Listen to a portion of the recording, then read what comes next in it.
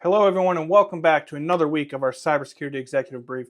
I am Corey Wolf, Director of Offensive Security at Risk 360, and today is Wednesday, October 2nd, which means that the Risk 360 team is at the High Trust Collaborate Conference. If you are there, if you are planning on to attend, please make sure you come and say hello to us. The whole bunch of the team is there talking about all kinds of stuff, not just High Trust. We have lots of good swag. We're known for our good swag, so come by and say hello. Also, our CEO, Christian Hyatt, has released his second book in the past year. So he has released a children's book, CISO, the Dog Saves Secure City. So congratulations again to him on that book release. I know that he's received lots of positive feedback on that. So if you haven't had a chance to check it out, please make sure that you do. And again, congrats, Christian, on your second book within the past year. So awesome stuff. A big thing in the news this week is the never-ending. It seems like every week we have some sort of never-ending, world-ending thing that's going to happen. This week, it happens to be a vulnerability in Linux cups. So cups is don't blow it, Corey. Is the common Unix printing service. There we go. I got it.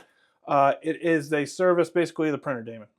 So it's primarily used in print servers, but this had a lot of activity around it, the way that it was released, the way that it was disclosed, all those kinds of things. Or initially came out, it was going around that it was a 9.9 critical vulnerability, but it is not.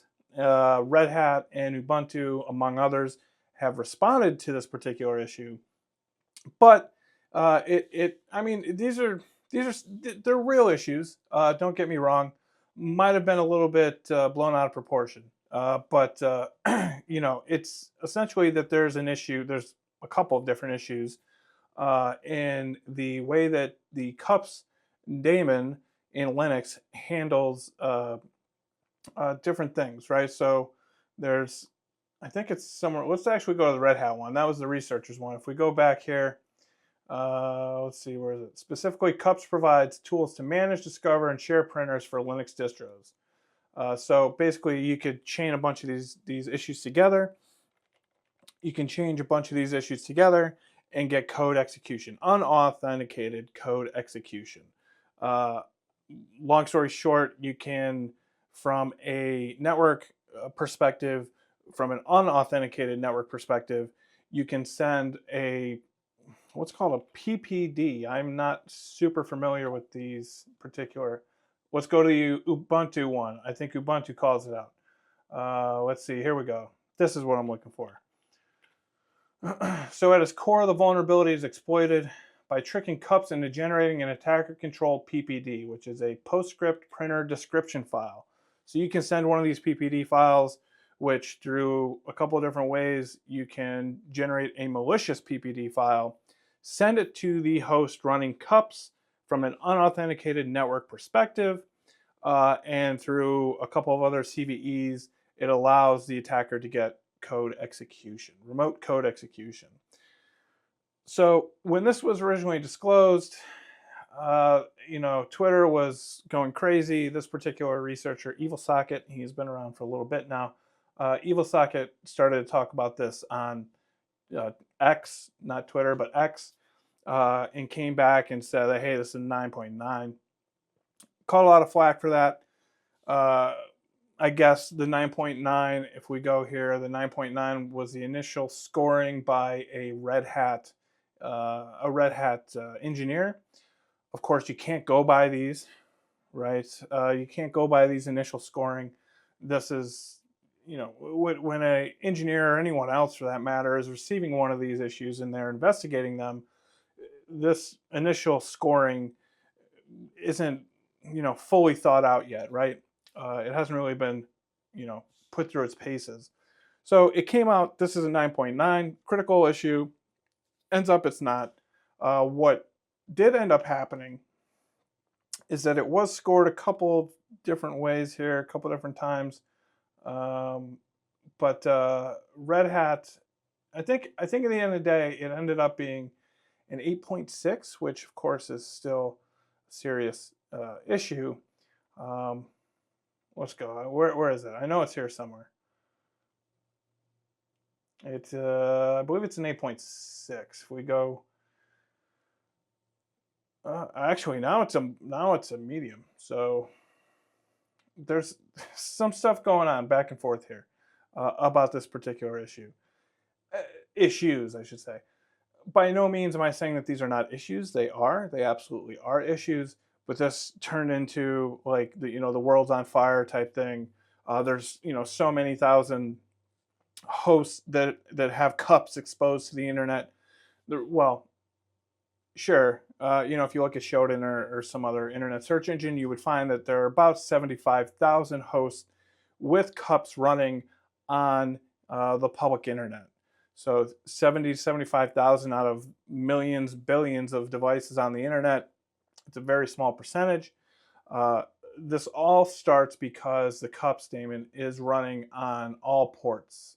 I'm sorry, all interfaces on port 631 on UDP, and I believe on TCP too in some instances.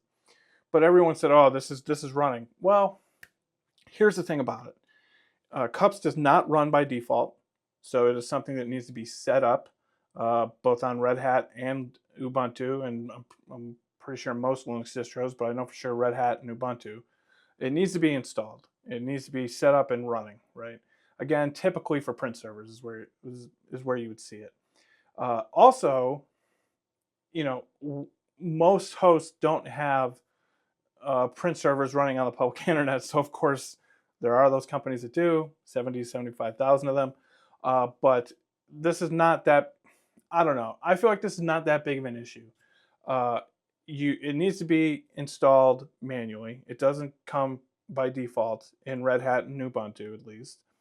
And even if it did, print services aren't typically facing the public internet, right? So this isn't going to necessarily have mass exploitation. Andrew Morris, the CEO of Greynoise, does call out that there is some in the wild exploitation happening. This is an image that he shared from Greynoise's data that he shared on X. So it is being exploited just like anything else would be. Again, very minimal, a minimal number of hosts that are affected by this. Also, the affected services are not installed by default. They're not running by default. And so they could be running, but as far as mass exploitation on the internet, not going to happen. I think where you'll really start to see, if anything, from these particular issues would be on internal networks. So if a threat actor does gain access, it would make sense on an internal network. You would have something like cups installed and running on a print server, right? That's pretty common. That would happen. But this is an issue. Don't get me wrong. These issues are there. So there's 4 of them with various ratings between medium and high. But at the end of the day, it's not a barn burner. The world's not ending, and I don't think that we're going to see too much go on from this. Just because the service isn't exposed to the internet, it's typically on an internal network, and it just again from a Shodan search or something like that. Not much. Not much. There's not much to do, right? It's not facing publicly. It's not that. I guess it's not that bad. Definitely an issue. Red Hat and Ubuntu have already released fixes, which you just do the classic, sudo apt update and Debian-based distributions, and you're good to go. So, lots of back and forth about the disclosure process. Red Hat, I'm sorry, I think maybe even is it Ubuntu that even says something about. There you go. The importance of coordinated disclosure. So there's a little bit of a back and forth between the security researcher and the various organizations that handle responsible disclosure, and that's what happened. It probably wasn't done in the best way. It caused a lot of uproar. Hopefully, not too much panic. But at the end of the day, they are real issues. Impact is very low. Possible exploitation is very low, and we should get on with the rest of our day. So, one I wanted to talk about moving on is that some security researchers identified a way to gain access to remotely gain access to a lot of Kia vehicles. So as someone who works in offensive security and is always going on about the benefits of penetration testing, this is it. This is a gold standard. This is exactly why you need penetration testing. If you were to scan the issues here, nothing would have came up. But if you do a penetration test, these issues like this would be found, right? So what basically happened was that the researchers, so they understood how you could, when you buy a Kia, you can buy a car so that you can use it through the mobile app and through what's called the Kia's the Kia owner site. And when you do this, you get a link from the dealership. And the researchers took a look at this link and saw that it's basically a one-time access token that created by the dealership, and it's a link that the user can use to then go register. So there's a one-time access token, I believe the VIN number as well. But what the researchers did was, as they continued to look into it, they started to see that they could basically register their own account as a dealer with Kia. And so, they were able to register their own account and create their own dealer account, which would then allow them to generate those links to register vehicles in the mobile app and the owner's website. And so, of course, they did this. The thing about it is that with that link, all you really need is the license plate number, and you are able to access Kia's the Kia vehicle, right? Just by having that information. This is misconfiguration, right? So I said earlier, this is like my case in point for penetration testing. The researchers took a lot of time to, do manual research into the systems that are operating, the vehicles and the back end and all that kind of stuff. Found a misconfiguration, saw that they could register as a dealer, to then generate tokens to register vehicles with just their VIN or their license plate number, and perform actions. So, in this case, they give a couple examples. If we scroll down, I think, so for example, they could do things like start the car, stop the car, make the car horn go off, all those kinds of things, all because of misconfigurations and the way, logical misconfiguration in the way that all of these systems were actually set up. So it's exactly why you want manual work. That's exactly why you want more than just a routine scan of Nessus or Qualys or whatever it is. Scanners are not going to identify misconfigurations like this. This is where you need a human. You need a real person with good critical thinking skills and a good understanding of how these systems work and how they can actually exploit them. So again, case in point for me as Director of Offensive Security, as this is why you should be doing penetration testing. But interesting article I want to talk about. We've been talking a lot about cars the past week or two. We talked about the Ford issues, how they filed that patent to basically listen to in-car audio to serve you better ads. Been talking a lot about cars this summer, I guess. That's why you do penetration testing.